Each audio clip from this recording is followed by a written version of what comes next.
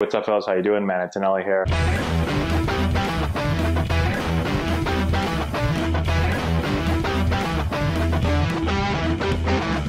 Hey, what's going on, everyone? How we doing? We're answering your questions today. Actually, this question didn't even come from you guys. You know what it came from? It came from Jim Callis, okay? From MLB The Show 21. Because Ben was interviewing him during one of my Road to the Show games, and Jim said something interesting.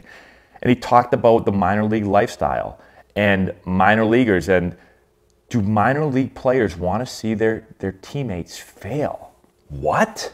You want to see a teammate fail? There's no way, right? You would think we're teammates here. We're all cheering for each other. Well, let's get into it, because let's be honest, even when you're a teammate with someone in the minor leagues, technically you're competing with them to see who can get to the major leagues, because they can't just call everybody up. Most teams can. I guess if you're in last place, you can call basically the entire AAA team up. But you really can't call up everyone, okay? And so you are competing, you are technically competing even against some of your minor league teammates, because if the major league team needs an infielder and you're the starting second baseman and your teammate's a shortstop and your teammate's a third baseman, right? Like, they might only be able to call one of you up. Which one is it going to be? So you are competing against them. Do you actually see teammates competing and hoping that their teammates fail? Let's talk about it today, because I have a lot of experience with this. Okay, so here's the thing. Short answer, yes. Okay, some teammates want to see you fail. And there's always people like, dude, you draw these videos out so long, man. Why do you draw them out? Just give us the answer. There you go. There's the answer. Goodbye. Okay?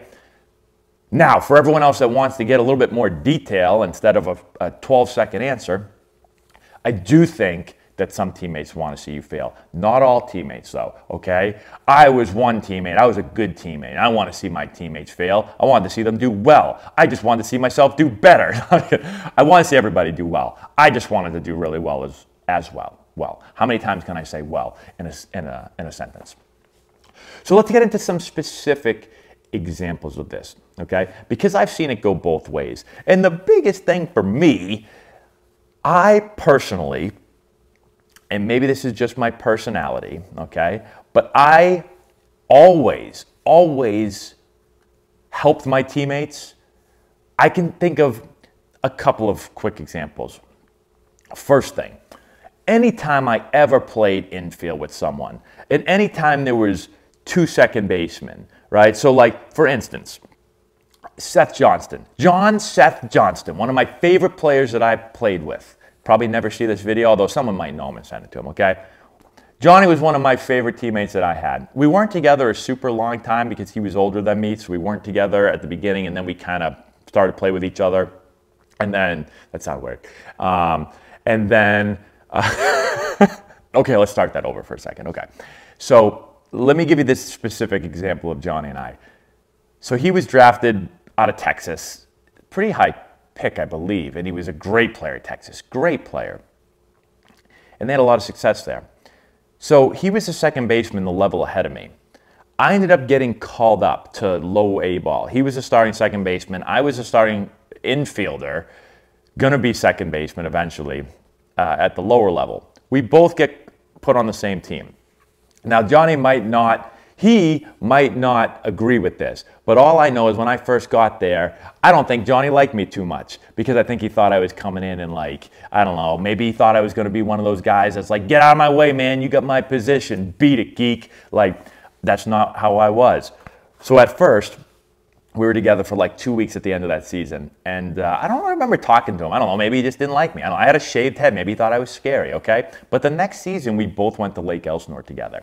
And so now we're both competing with each other.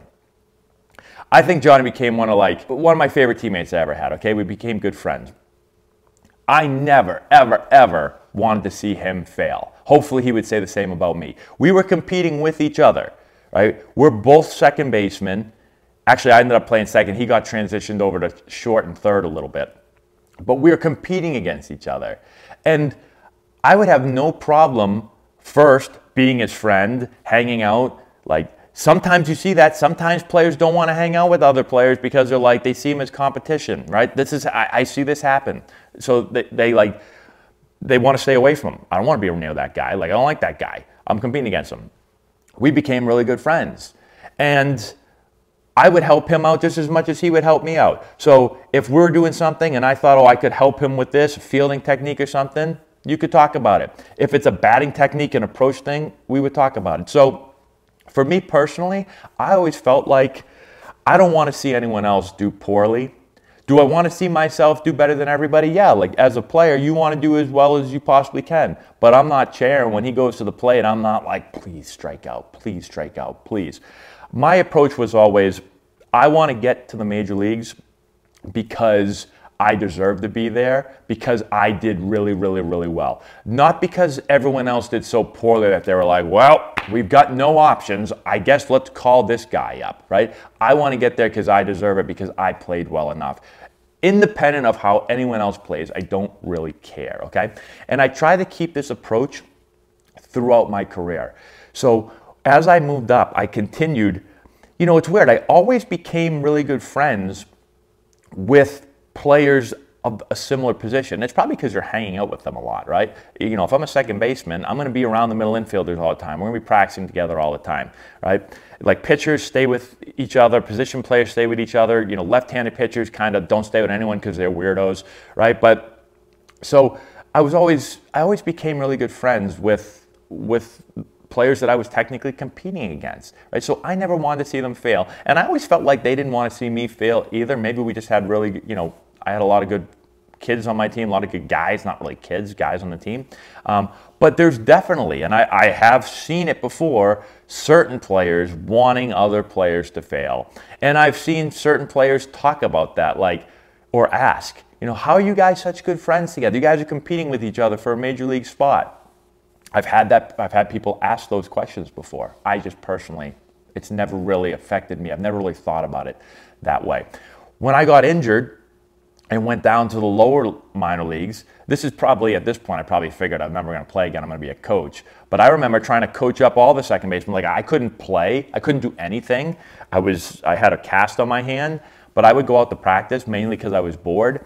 And I would try to work with the infielders, the younger guys, and try to help them. Not thinking I'm competing with them. Like, a few of those guys, I don't know if any of them ended up taking my job or getting to the big leagues. I'm sure some of them did, but never really crossed my mind while I was playing, while I was trying to help them. So that was always my thought process. Again, you see it sometimes, but I would say overall, I think most players end up wanting to see each other do well because most players are friends. Right? Not saying everyone's going to be your best friend, but most of the time, the players that I played with, again, maybe I was just lucky, I always really enjoyed playing with pretty much all the players and all of my teammates that I had throughout my career. But you got people sometimes that don't want to see you do well. All right? Hopefully that makes sense. Let me know if you have any more questions in the comment section below. Subscribe to the channel, hit the notification bell, give it a thumbs up.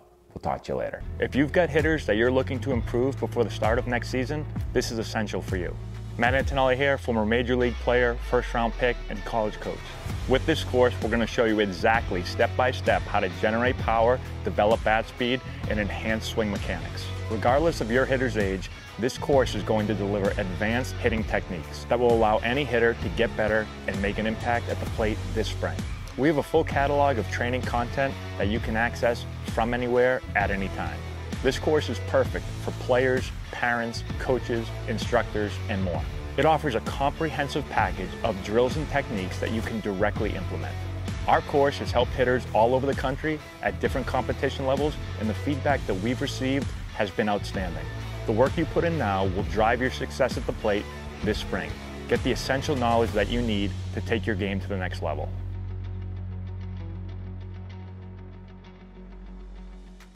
I've put the link in the description if you want to go check it out.